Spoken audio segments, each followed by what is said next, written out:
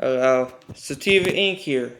Second time to charm, a camera crash, but today, back on talking about Battlefront 2. Essentially, I think it should take the ARM approach. Thinking about it, to minimize microtransactions, ARM approach is the best, and I'll stand by it. Any other way, there's gonna be battle passes, microtransactions, just terrible stuff. Right now, Battlefront 2 is completely unplayable on Steam. I cannot access servers. Nothing I've tried. I've been dealing with the longest 50-mile list of issues on my, and it's related to trying to mod and stream. It's just like I fix one issue and two more pop up, and right now I'm dealing with that. It could take forever. At this point, I'm just hoping I befriend someone who can do it for me because it's gotten so complex with the problems that I need to get into the freaking files and recode everything, and I don't know how to do that. So I'm kind of stuck just doing these types of videos. I still enjoy it. Battlefront 2 should take the Arma approach. It should. Because thinking about it, Arma did the best thing. It created a base shooter and like Battlefront don't have to be a tactical shooter. It could be third person with a first person option, both heroes and if you can have like the base heroes like from the Clone Wars, Anakin, Ahsoka, Saw's Ventress, Count Dooku. You could maybe add Palpatine as like an Easter egg where like he could shoot his lightning or get his cloak. You know, Darth Maul with the robot legs or before the robot or robot legs before the robot legs. Obi-Wan, you can have his versions. Then you can have like Anakin turns to dark side. Hell, you could even go all out and have a younglings versus Jedi mode. Like I don't like encouraging that, but think about it. It was one of the craziest things. You could recreate that battle and see if you can win against the 501st. You can have another mode where like it's from ground to space combat with like either invisible loading screens that utilize the SSDs on the series consoles and the PlayStations and preferably PCs with people with SSDs, but then that's the problem. They have an HDD, which I don't know why they stood. It really poses a problem. Another way is we can take the No Man's Sky approach and just with the Arma approach, with the freedom, the mod support, offline function, you would need a key to the game. I just have a lot of backhand, behind the scenes knowledge. My knowledge is really deep due to over 12 years of following this. And it's like, I remember when Battlefront 2 came out, it was so bad. It caused federal legislation to be made. That's how bad Battlefront 2 was when it came out. Now, you're seeing a totally different game. Like the microtransactions when Battlefront 2 were so predatory when they released, they were that bad. Disney's another problem. We should be asking Lucasfilm. Lucasfilm sees this. Consider the Arma approach. Arma, look what they did. You can make a boatload of money just by selling the game and releasing a higher version with like expanded soundtrack. Yeah, maybe expanded soundtrack. And if you really wanted to make money, you could theoretically these are like Star Wars based like skins. These would be like added to weapons. They have no gameplay effect, but essentially they're like charity or like really the money is the thing because Star Wars is about making money, but also good storage, and I realized that.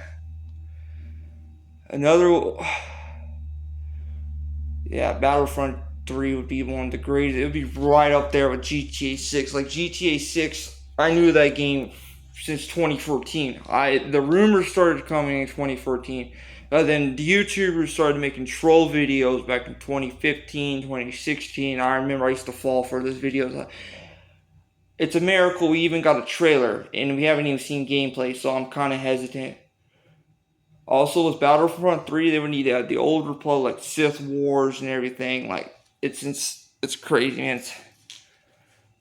What else? Vehicle combat. The problem with vehicles exploding, fix that, make vehicles stay multi-person. You have a turret, a gunner, whatever that vehicle was in the comics.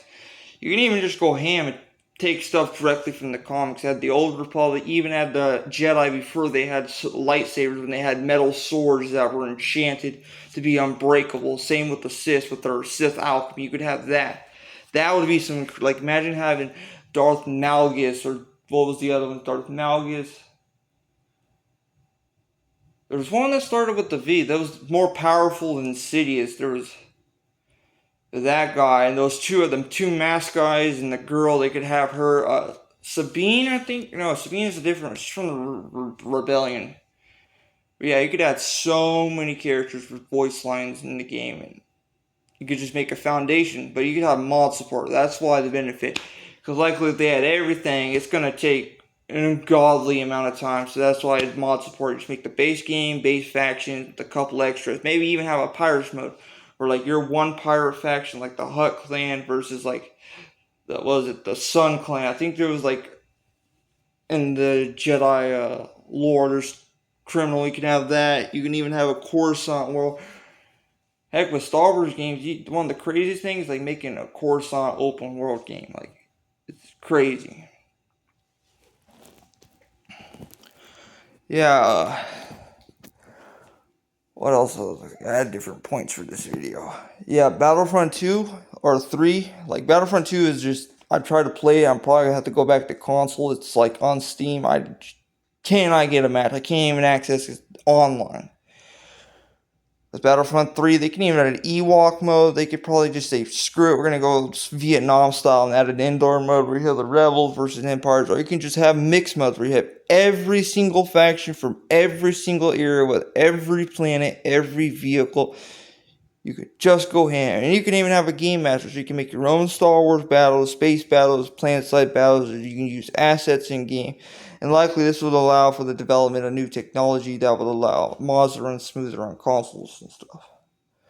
Which is like really needed now, because like with Arma on consoles, with mods, it's like good luck. Good luck. It's my 4050 has struggled with mods and it has more RAM than my Xbox, my computer. And it struggles. And yeah, Battlefront 3, it has amazing potential. We got to keep up the news. Lucasfilm, consider the Arma approach.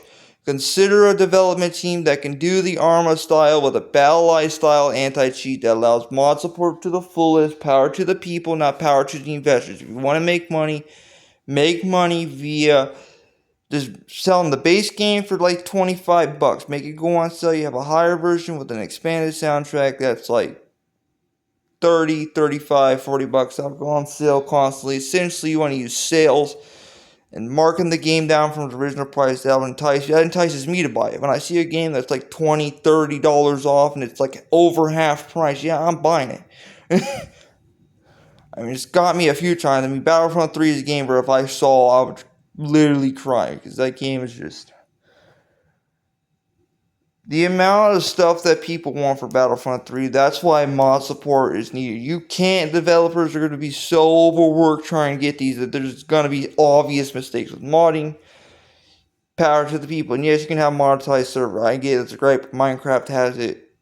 Freaking Arma's getting it, and I think this game could benefit. And you can have an offline play, so you can have your own private lobby with the AI, and you can have full AI control. You can have the AI attack, you can have AI directory pathways. You could like have the full dev kit.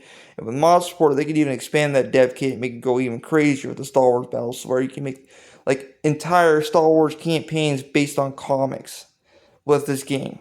That's the potential of Battlefront 3 with mod support in the Arma style. Is the players can go ham. They can let that little autist brain of theirs go insane and just create everything they want to create. Campaigns, voice line. I know there's plenty of female voice actors, male voice actors, all of them that can do amazing Star Wars voices. There's probably some of them that have been dreaming of doing a Star Wars character. Thing is, copyright. Lucasfilm is a problem, but also Disney. Disney likes to just... Yeah, that's the main hurdle with mod support, is if it gets like they release a campaign with voice acting, Disney could be like, oh, charge $500 for that or something, because not like $100, but like a couple bucks. It's just annoying because they try to nickel and dime you most days with DLC and stuff. Really, only certain games do it right with the DLC. Like, they give you bang for your buck. Like Car Mechanic Simulator did that. Stellaris, even though I don't support it no more because of EULA, and it's completely unplayable as well. Yeah, I did get a couple more games. People's Playground, Black Ops 2 Original, not the new one, fuck the new Call of Duty.